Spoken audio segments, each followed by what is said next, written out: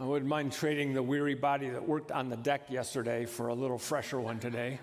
I know there's at least one other weary person in here, but we'll do it. So I think I was maybe 10 or 11 years old. I can't remember which, but my mom pulls me aside. She says, listen, I want you to take this dress and give it to Mrs. Mason. She was one of her best friends. And don't come back with the dress. I should have known, but I was 10, maybe 11. So I had to go out the back, down the alley about 10 houses to Mrs. Mason's house. So I get to her house, and she's in the yard, and she meets me, and I say, hey, my mom wants you to have this. Oh, no, it's a gift for your mother. I can't take it. You need to take it back to her. Well, no, my mom wants to give it back to you. This was that whole Middle Eastern thing I grew up with.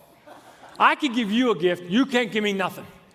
Little do I know, my mother is refusing a gift from one of her best friends, and I'm the pawn to return it in the middle.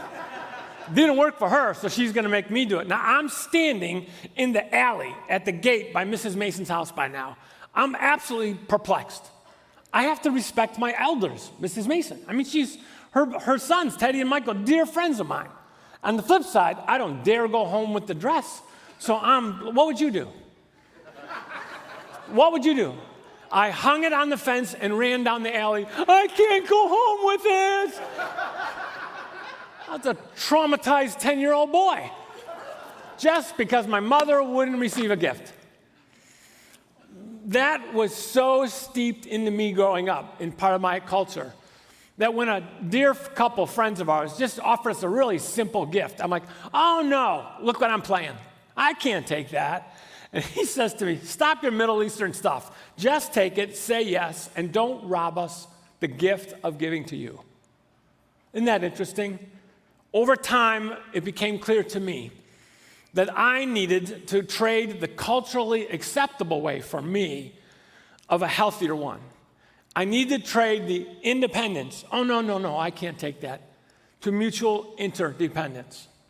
Instead of living as though I could do it all on my own, I can give to you, but you can't give to me, I realized I needed to live with a posture of openness to others and a willingness to receive, which was very difficult, as you can imagine, for a Middle Eastern man. But here's the deal.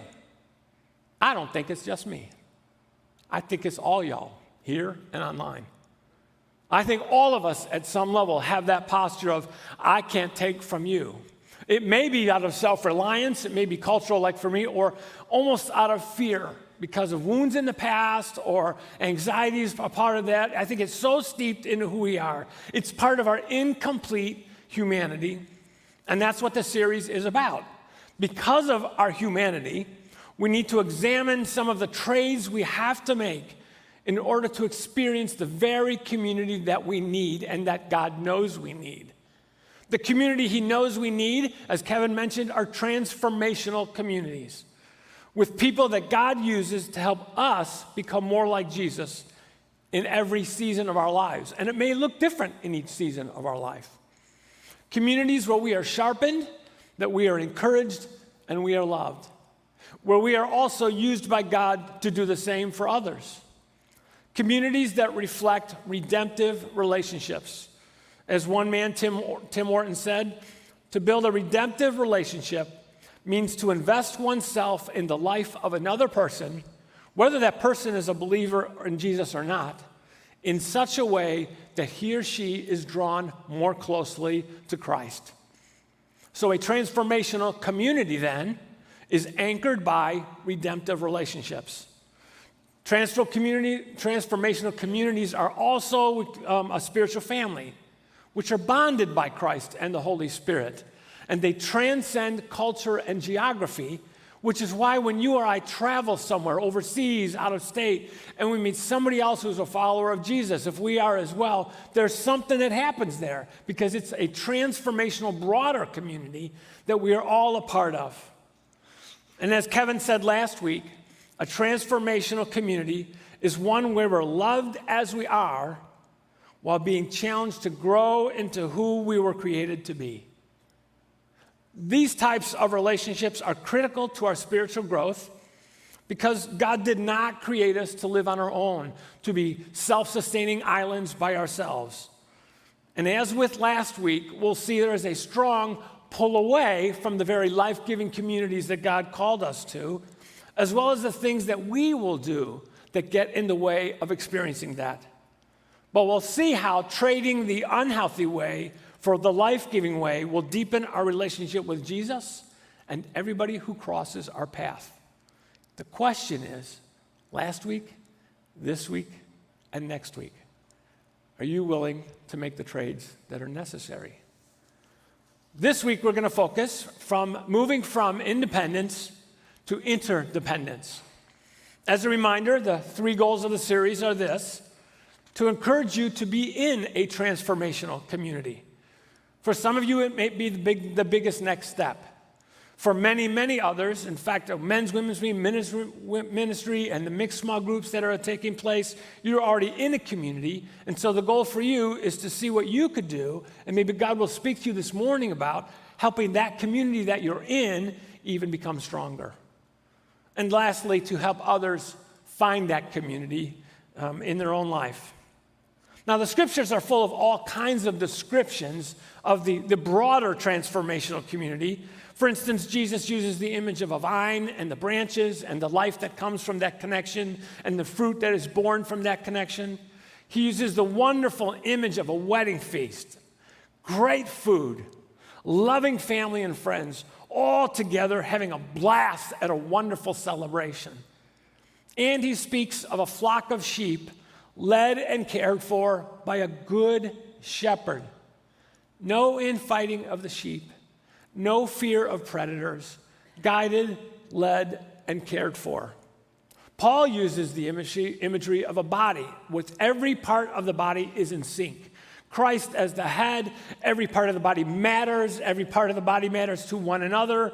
And I think when I think of that image, I think of an incredible athlete that performs at a peak level, or maybe a team, or maybe an orchestra. I mean, there's all kinds of wonderful images. In fact, these images are used by God through the scriptures to evoke within us, to draw us in emotionally and intellectually to what it feels like when we are involved in a community like that.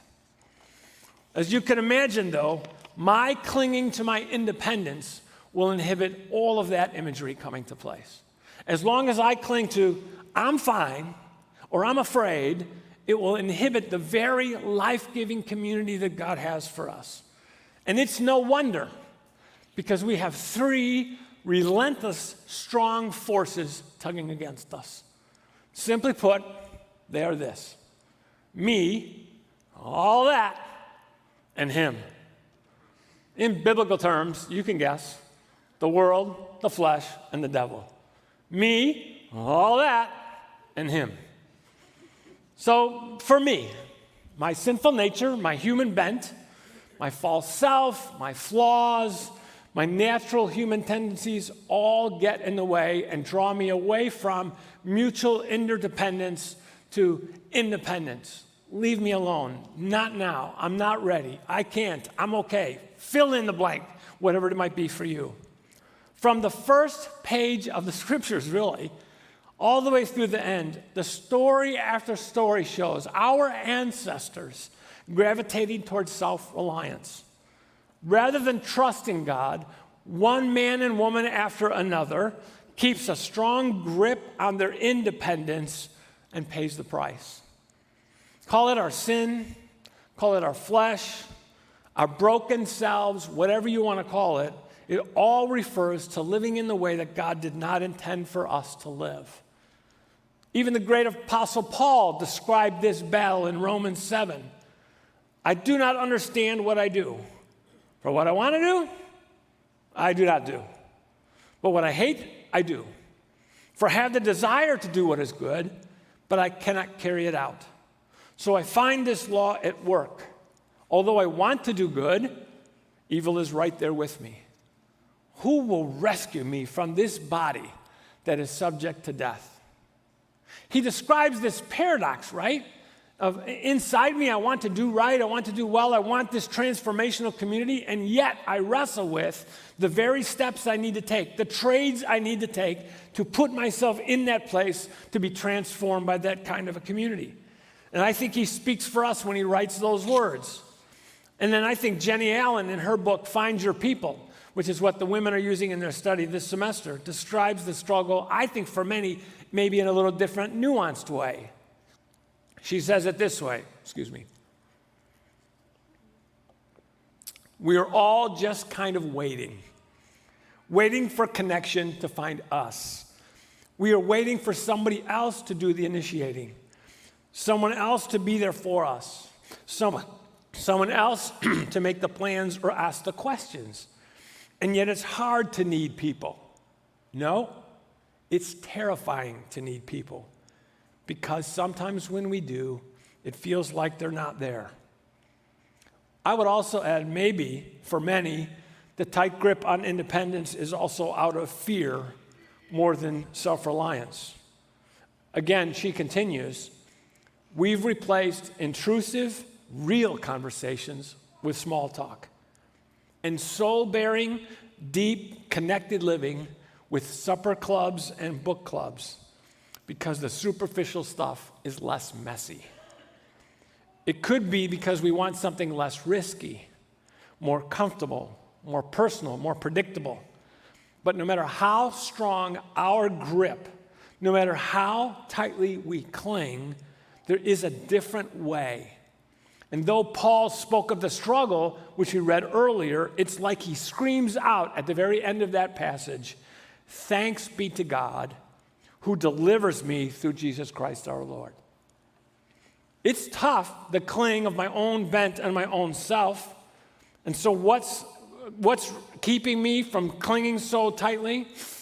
Whether out of pride or self-reliance or fear, whatever it is, I can be the very biggest obstacle to what Jesus has intended for me to experience and for you to experience when I open myself up to you as well. But that's not the only strong force that pulls me away from an interdependent, transformational community. All that does. The world, our culture, both locally, nationally, and globally. Our culture particularly shapes us, the way we play, the way we work. It shapes how we view ourselves, and it shapes how we view others. It affects our values, and it even affects what we consider right and what we consider wrong. Over 50 years ago, Francis Schaeffer said this about the Western culture. He said, Western culture has two abiding values: personal peace and affluence. Or as one person paraphrased it, leave me alone with my stuff. What's more American than that? Leave me alone and my stuff alone. Simply Googling things Americans value reflects the very same thing Francis Schaeffer said over 50 years ago. Here's some of the ones that kept popping up in list after list in my search: independence, individualism, privacy, self-help, materials, and consuming. The last two of which reflects what Kevin said last week. We need to trade getting for giving.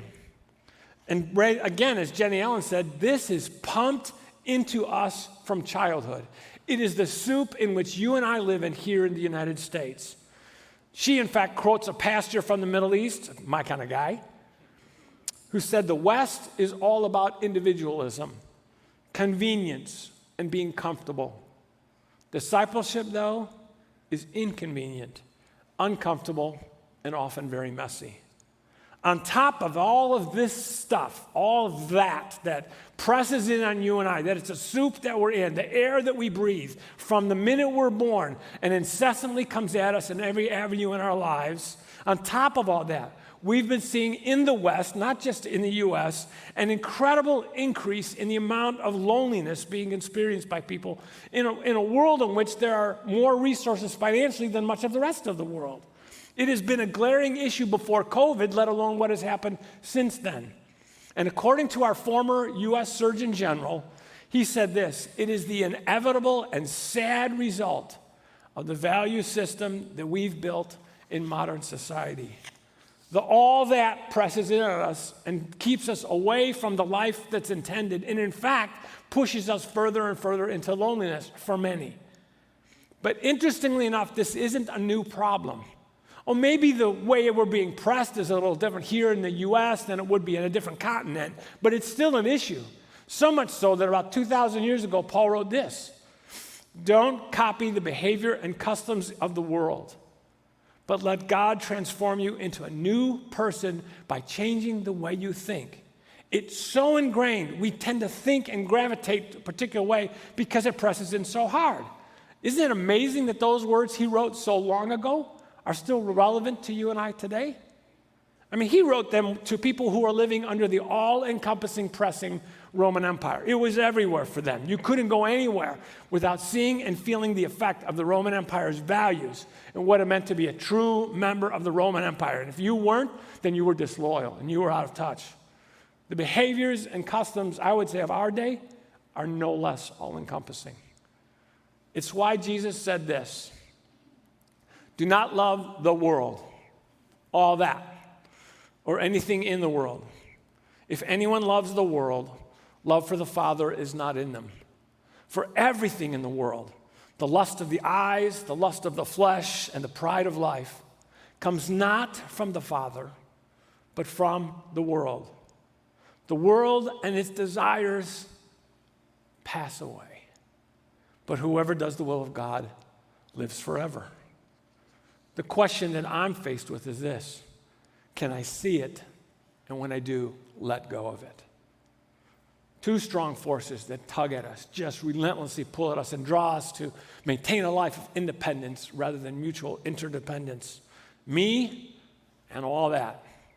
There's one more: him, our spiritual enemy, the devil, Satan, the evil one, the incessant liar, and the one who destroys all that is good.